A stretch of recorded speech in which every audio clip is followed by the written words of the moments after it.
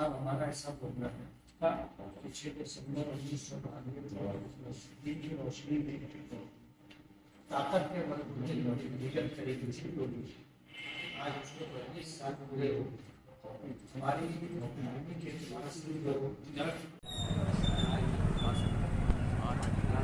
बाबरी की शहादत की 32वीं बरसी क्या?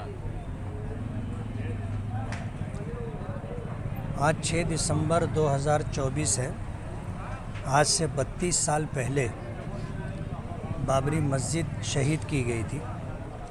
हिंदुस्तान की तारीख़ और इतिहास के अंदर सुप्रीम कोर्ट का फ़ैसला और बाबरी मस्जिद की शहादत जली हरफों से लिखा जाएगा कि एक ऐसी मस्जिद जिसके मुताल्लिक सुप्रीम कोर्ट के जजों ने ये अपने फ़ैसले में वजाहत की कि यहाँ पर पहले से कोई मंदिर नहीं था, यानी मंदिर तोड़ करके मस्जिद नहीं बनाई गई थी। इसी तरह सुप्रीम कोर्ट के फ़ैसले में इस बात की भी वजाहत है कि जिन लोगों ने मस्जिद को शहीद किया वो गुनहगार हैं, आरोपी हैं। तो बाबरी मस्जिद जिस जगह थी वहाँ पहले से कोई मंदिर नहीं था और मस्जिद दिन की रोशनी में शहीद की गई, ये चीज़ तारीख़ में लिखी जाएगी।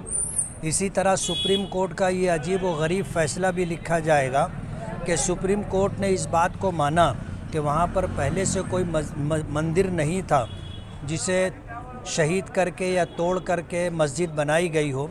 इसी तरह जो है जिन लोगों ने मस्जिद शहीद किया वो गुनहगार हैं। इसके बावजूद सुप्रीम कोर्ट का ये फ़ैसला आता है कि आस्था की बुनियाद पर वहाँ राम मंदिर बनाने की इजाज़त दी गई।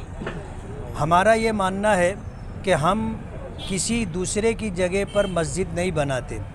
हम मस्जिद उसी जगह बनाते हैं जिस जगह के हम मालिक हों और उस जगह को हम वक्फ़ करें, यानी अपनी मिल्कियत से निकाल कर अल्लाह की मिल्कियत में दे दें।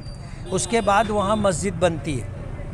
इसलिए हमारा ये मानना है कि एक मर्तबा जो मस्जिद बन गई और मस्जिद शरी का हुक्म उस पर लग गया तो वो क़यामत तक जब तक दुनिया रहेगी वो जगह मस्जिद ही रहेगी, चाहे वहाँ पर नमाज़ पढ़ी जाए या ना पढ़ी जाए। इसलिए हमारा ये मानना है कि जिस जगह राम मंदिर तामीर हुआ है वहाँ बाबरी मस्जिद पहले भी थी, आज भी वो जगह मस्जिद है और जब तक दुनिया रहेगी वो जगह मस्जिद ही कहलाएगी, चाहे हमें वहाँ नमाज ना पढ़ने दिया जाए। और इस बात को नोट कर लिया जाए कि तारीख़ अपने आप को दोहराती है।